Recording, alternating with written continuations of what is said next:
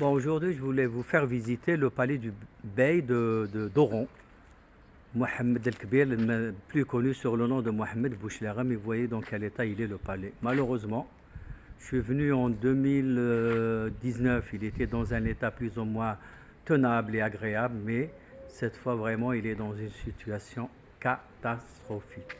Je vous laisse voir dans quel état les colonnes, les chapiteaux, les arcades tombent en ruine, et c'est vraiment malheureux.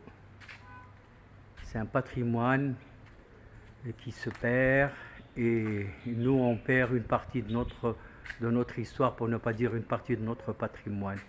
Je vous fais visiter pour ne pas trop m'étaler sur un petit peu les choses qui font mal au cœur.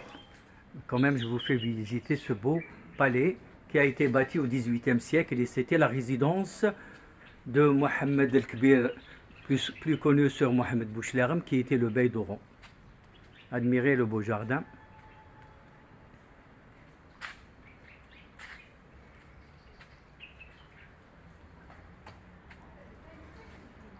Cette partie, c'est une extension française.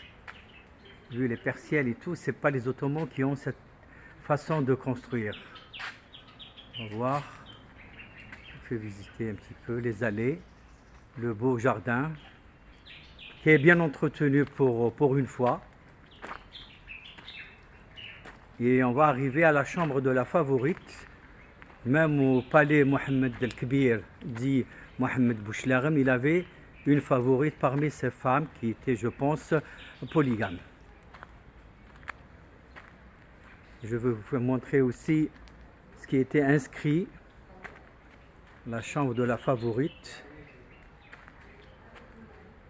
Comme ça, il y a une certaine véracité dans mes dires. Ouais. On monte, il y a des petits jeunes qui font des reportages.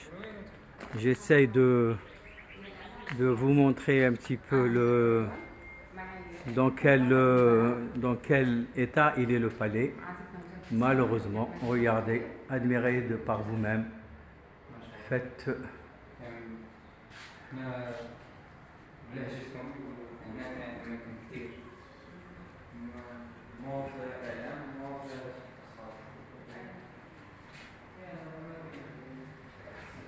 et on a en face de nous la Sainte Marie et la Sainte Salsa qu'on va visiter par la suite, et le vieux quartier c'est de Houari.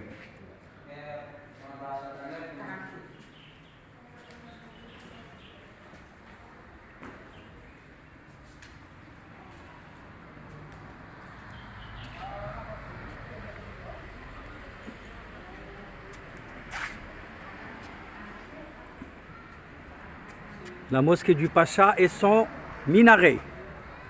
Elle aussi, c'est une mosquée du XVIIIe siècle. Et vous avez une vue d'ensemble sur le quartier de Sidi El Houari. Regardez dans quel état de vétusté très avancé il est.